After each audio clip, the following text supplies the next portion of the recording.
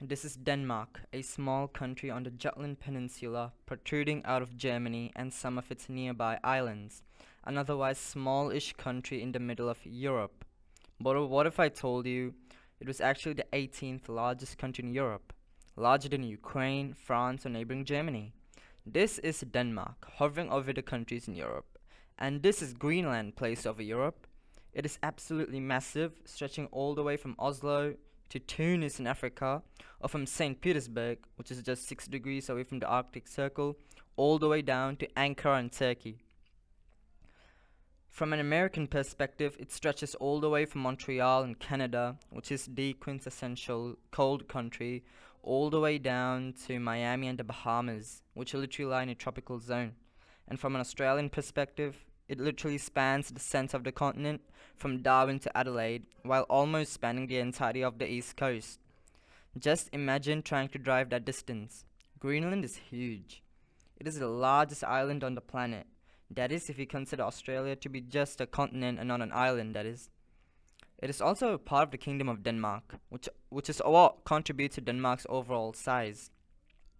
Apart from Greenland, there are also the Faroe Islands, which alongside Denmark itself form the Kingdom of Denmark, ruled by the same monarch, but not of Denmark itself, which is why Denmark is shown separately from Greenland on most maps.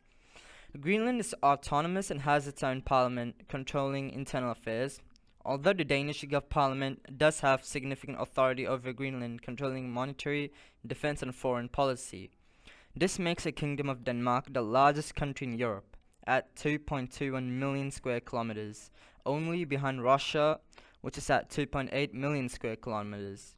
This only includes European Russia, by the way, just showing how massive European Russia is by its own.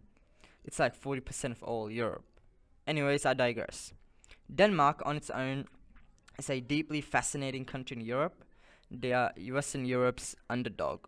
Britain and France were fighting on who could get the most sand in Africa to enlarge their empires, while Denmark just chilled in the Arctic, and now it is the one that is having the last laugh, the largest country now in Europe. The Danes essentially are the father of all the Scandinavian nations via the Kalmar Union of the past. They are basically the poster child of the Viking aesthetic. Denmark is the oldest in a lot of things. They have the oldest continuously used flag in the world, and it's the country in Europe with the oldest continuous monarchy. That is the uninterrupted institution of monarchy. Denmark enters into world history rather dramatically at the beginning of the Viking Age in the 9th century, where Vikings, seafaring peoples of Scandinavia, including Danes, would raid, trade, and settle various parts of Europe and voyage as far as North America and the Middle East. It was the Vikings that founded the Kievan Rus, the state that all Eastern Slavs, including Russia, trace their origins today. Yep, Russia was founded by Vikings. Viking warriors via way of Rus would also serve in the Byzantine Empire as personal guards of the emperor or the Roman basileus, the Varangian Guard. The British take great pride in being an unconquerable island, and while that is true for the modern era, the British Isles were conquered by foreign powers twice during the medieval era. The Danes, after the raid on England, first on the monastery at Lindisfarne, would end up conquering north and eastern England, forming the Danelaw, where Danish law reigned supreme and Danish settlers settled in the British Isles. Under King Canute the Great, the Danes ruled Norway and England in addition to Denmark, forming the North Sea Empire, arguably the apex of the Danish people, where they were the undisputed rulers of the North Sea as well as the Baltic Sea. Eventually, the Danes would lose the Danelaw, finally ending as the Normans took the English crown in 1066.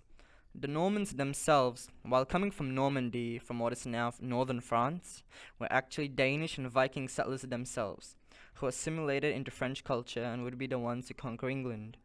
I mean, if it was actually the French, those guys would have never made it to English shores in the first place. French incompetence, So it makes sense that it was actually Francophile Danes that did so.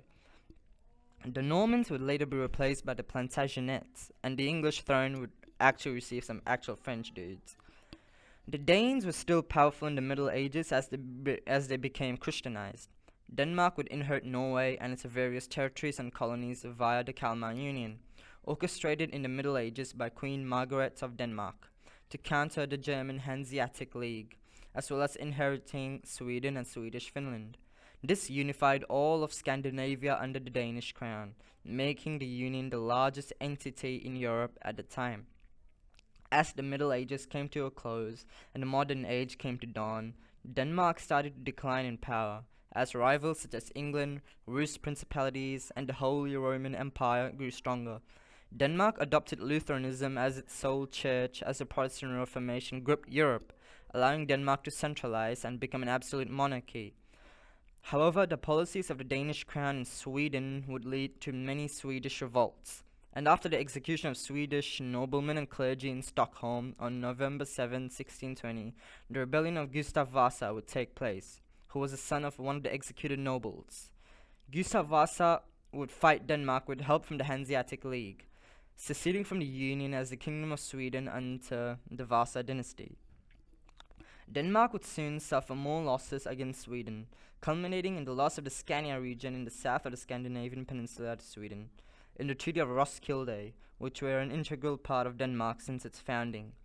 Denmark also tried to form overseas colonies in India and the Caribbean, as well as trading ports in Africa's Gold Coast region, or what is now Ghana.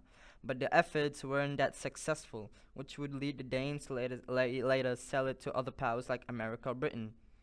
Denmark would join the Second League of Armed Neutrality during the Napoleonic Wars, which was not taken well by Britain, leading to two battles in Copenhagen, which forced Denmark to ally with France and its continental system, which was a disastrous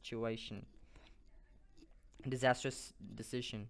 After the conclusion of the Napoleonic Wars, Denmark was forced to cede Norway to Sweden in the Treaty of Kiel in 1814, although it kept all of Norway's overseas territories like Iceland, for example. The revolutions of 1848 would also end Denmark's era of absolutism, as it adopted a constitutional monarchy.